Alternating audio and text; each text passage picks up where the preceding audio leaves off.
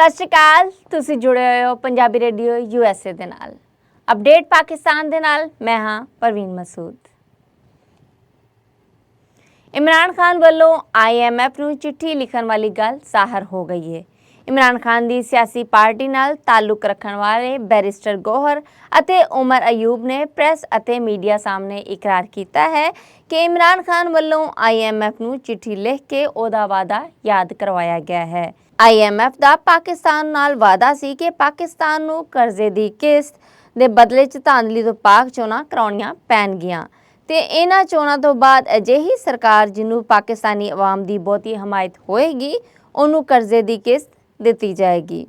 ਇੱਥੇ ਉਮਰ ਅਯੂਬ ਹੋਰਾਂ ਦਾ ਆਖਣਾ ਸੀ ਕਿ ਅਸੀਂ IMF ਨੂੰ ਉਹਨਾਂ ਦਾ ਵਾਅਦਾ ਯਾਦ ਕਰਵਾਇਆ ਹੈ।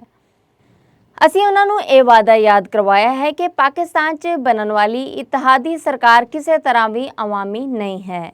ਨੈਸ਼ਨਲ ਅਸੈਂਬਲੀ 'ਚ ਸਭ ਤੋਂ ਵੱਧ ਸੀਟਾਂ ਲੈ ਕੇ ਅਸੀਂ ਸਭ ਤੋਂ ਵੱਡੀ ਸਿਆਸੀ ਪਾਰਟੀ ਬਣ ਕੇ ਉਗੜੇ ਹਾਂ। ਹੁਣ ਦੀ ਇਤਿਹਾਦੀ ਸਰਕਾਰ ਜਿਹੜੀ PDM2 ਹੈ ਉਹ IMF ਤੇ ਇਸ ਕਰਜ਼ੇ ਨੂੰ ਸਮਾਜ ਸੇਵਾ ਦੀ ਥਾਂ ਸ਼ਾਹ ਖਰਚੀਆਂ ਤੇ ਖਰਚ ਕਰੇਗੀ। ਅਸੀਂ ਫਾਫਨ ਕੋਲੋਂ ਮੰਗ ਕਰਨੇ ਹਾਂ ਕਿ ਉਹ ਇਹਨਾਂ ਆਮ ਚੋਣਾਂ ਦਾ ਆਡਿਟ ਕਰਾਏ ਜਿਹਦੇ 'ਚ ਧਾਂਦਲੀ ਹੋਈ ਹੈ। ਇਤਿਹਾਦੀਆਂ ਦੀ ਇਹ ਸਰਕਾਰ ਕਿਸੇ ਪਾਸਿਓਂ ਵੀ ਆਵਾਮੀ ਸਰਕਾਰ ਨਹੀਂ। ਇਸ ਲਈ IMF ਆਪਣਾ ਵਾਅਦਾ ਪੂਰਾ ਕਰੇ ਤੇ ਕਰਜ਼ੇ ਦੀ ਕਿਸ਼ਤ ਆਵਾਮੀ ਹੁਕਮਰਾਨੀ ਵਾਲੀ ਜਮਾਤ ਨੂੰ ਦਿੱਤੀ ਜਾਏ। ਇਹ ਗੱਲ ਬਿਲਕੁਲ ਵੀ ਕਿਸੇ ਤਰ੍ਹਾਂ ਵਾਰਿਸ਼ ਨਹੀਂ ਕਿ ਕਰਜ਼ਾ PDM ਸਰਕਾਰ ਲਵੇ ਤੇ ਉਸ ਕਰਜ਼ੇ ਦੀ ਤੰਗੀ ਆਮ ਲੋਕ ਝੱਲਣ। ਇਮਰਾਨ ਖਾਨ ਮੁਖਾਲਿਫ ਨਵਾਜ਼ ਸ਼ਰੀਫ ਦੀ ਸਿਆਸੀ ਪਾਰਟੀ ਦਾ ਆਖਣਾ ਹੈ ਕਿ ਇਮਰਾਨ ਖਾਨ ਨੇ IMF ਨੂੰ ਖਤ ਲਿਖ ਕੇ ਆਪਣੀ ਸਿਆਸੀ ਪਾਰਟੀ ਖਾਤਰ ਮੁਲਕ ਨਾਲ ਦਗਾ ਕੀਤਾ ਹੈ।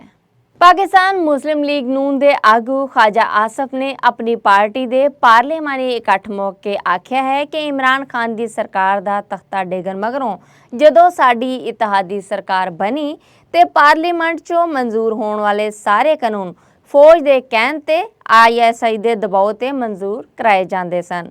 ਮੁਲਕੀ ਸਿਆਸਤ 'ਚ ਫੌਜ ਦੇ ਅੜੀ ਕਿਸੇ ਤੋਂ ਵੀ ਲੁਕੀ ਛੁਪੀ ਨਹੀਂ, ਪਰ ਇਹ ਪਹਿਲਾ ਮੌਕਾ ਹੈ ਕਿ ਹੁਕਮਰਾਨੀ ਬਣਾਉਣ ਜਾ ਰਹੀ ਜਮਾਤ ਪਾਕਿਸਤਾਨ ਮੁਸਲਿਮ ਲੀਗ ਨੂਨ ਦੇ ਇੱਕ ਤਗੜੇ ਆਗੂ ख्वाजा आसफ ਨੇ ਬਿਆਨ ਦਿੱਤਾ ਹੈ ਕਿ ਉਸ ਦੌਰ 'ਚ ਅਸੀਂ ISI ਦੇ ਮੈਸ 'ਚ ਜਾਂਦੇ ਸਾਂ ਜਿੱਥੇ ਉਦੋਂ ਦੇ ਫੌਜ ਮੁਖੀ ਜਨਰਲ ਬਾਜਵਾ ਤੇ ISI ਦੇ ਪ੍ਰਧਾਨ ਜਨਰਲ ਫੈਜ਼ ਸਾਨੂੰ ਕਾਨੂੰਨ 'ਚ ਬਦਲਾਅ ਕਰਨ ਲਈ ਸਭ ਕੁਝ ਲਿਖਵਾਉਂਦੇ ਸਨ ਤੇ ਅਸੀਂ ਇਹ ਸਭ ਕੁਝ ਆ ਕੇ ਪਾਰਲੀਮੈਂਟ 'ਚੋਂ ਮਨਜ਼ੂਰ ਕਰਾਉਂਦੇ ਸਾਂ। ख्वाजा आसफ ਨੇ ਇਹ ਪੱਖ ਦੀਆਂ ਗੱਲਾਂ ਉਸ ਵੇਲੇ ਕੀਤੀਆਂ ਜਦੋਂ ਉਹਨਾਂ ਦੀ ਪਾਰਟੀ ਵੱਲੋਂ ਮੁਲਕ ਦੇ ਵਿੱਚ ਸਿਆਸੀ ਅਫਰਾ ਤਫਰੀ ਰੋਕਣ ਲਈ ਸਲਾਹ ਮੰਗੀ ਗਈ। ख्वाजा आसफ ਹੋਰਾਂ ਨੇ ਆਖਿਆ ਕਿ ਸਿਆਸੀ ਅਫਰਾ ਤਫਰੀ ਤਾਂ ਰੁਕੇਗੀ ਜੇ ਗੱਲ ਬਸ ਸਿਆਸਤਦਾਨਾਂ ਦੀ ਹੋਏ। ਇੱਥੇ ਇਹ ਗੱਲ ਯਾਦ ਰਵੇ ਕਿ ਪਾਕਿਸਤਾਨ ਤਹਿਰੀਕ-ਏ-ਇਨਸਾਫ ਵਾਲੇ ਯਾਨੀ ਇਮਰਾਨ ਖਾਨ ਹੋਰਾਂ ਦੀ ਸਿਆਸੀ ਪਾਰਟੀ ਪਹਿਲੋਂ ਹੀ ਰੌਲਾ ਪਾਉਂਦੇ ਆ ਰਹੇ ਨੇ ਕਿ ਮੁਲਕ 'ਚ ਸਿਆਸੀ ਅਫਰਾ ਤਫਰੀ ਦੀ ਜ਼ਿੰਮੇਦਾਰ ਫੌਜ ਹੈ। ਪਾਕਿਸਤਾਨ 'ਚ 100 ਤੋਂ ਵੱਧ ਪਾਇਲਟਸ ਦੇ ਗਰਾਊਂਡ ਹੋਣ ਦਾ ਖਤਰਾ ਖਲੋ ਗਿਆ ਹੈ। ਪਿਛਲੇ 2 ਹਫ਼ਤਿਆਂ 'ਚ ਸਿਵਲ ਐਵੀਏਸ਼ਨ ਅਥਾਰਟੀ ਯਾਨੀ CAA ਨੇ 130 ਪਾਇਲਟਸ ਦੇ ਲਾਇਸੈਂਸ ਰੋਕ ਰੱਖੇ ਨੇ। ਲਾਇਸੈਂਸ ਨਾ ਹੋਣ ਕਰਕੇ ਪਾਇਲਟ ਫਲਾਈਟ ਆਪਰੇਸ਼ਨ ਨਹੀਂ ਕਰ ਸਕਦੇ। ਸਿਵਲ ਐਵੀਏਸ਼ਨ 2023 ਐਕਟ ਦੇ ਤਹਿਤ ਪਾਇਲਟਸ ਦੇ ਲਾਇਸੈਂਸ ਦਾ ਇਜਰਾ CAA ਦੇ ਡਾਇਰੈਕਟਰ ਦੀ ਬਜਾਏ DG ਸਿਵਲ ਐਵੀਏਸ਼ਨ ਨੇ ਕਰਨਾ ਹੈ ਤੇ DG ਸਿਵਲ ਐਵੀਏਸ਼ਨ ਨੇ ਅਜੇ ਤੱਕ 130 ਪਾਇਲਟ ਨੂੰ ਲਾਇਸੈਂਸ ਜਾਰੀ ਨਹੀਂ ਕੀਤੇ। ਇਹ ਦਾਅਵਾ ਕੀਤਾ ਗਿਆ ਹੈ ਪਾਕਿਸਤਾਨ 에ਅਰਕ੍ਰਾਫਟ ਐਂਡ ਆਪਰੇਟਰਸ ਵੱਲੋਂ। ਪਾਕਿਸਤਾਨ ਦੀ 16ਵੀਂ ਨੈਸ਼ਨਲ ਅਸੈਂਬਲੀ ਦਾ ਮੁੱਢਲਾ ਇਕੱਠ ਸੱਦਣ ਲਈ ਪ੍ਰੈਜ਼ੀਡੈਂਟ ਆਫ ਪਾਕਿਸਤਾਨ ਨੇ ਮਨਜ਼ੂਰੀ ਦੇ ਦਿੱਤੀ ਹੈ। ਇਹ ਮਨਜ਼ੂਰੀ ਉਹਨਾਂ ਨੇ ਨਿਗਰਾਨ ਪ੍ਰਾਈਮ ਮਿਨਿਸਟਰ ਵੱਲੋਂ ਲਿਖੀ ਗਈ ਦੂਜੀ ਚਿੱਠੀ ਤੇ ਦਿੱਤੀ ਹੈ।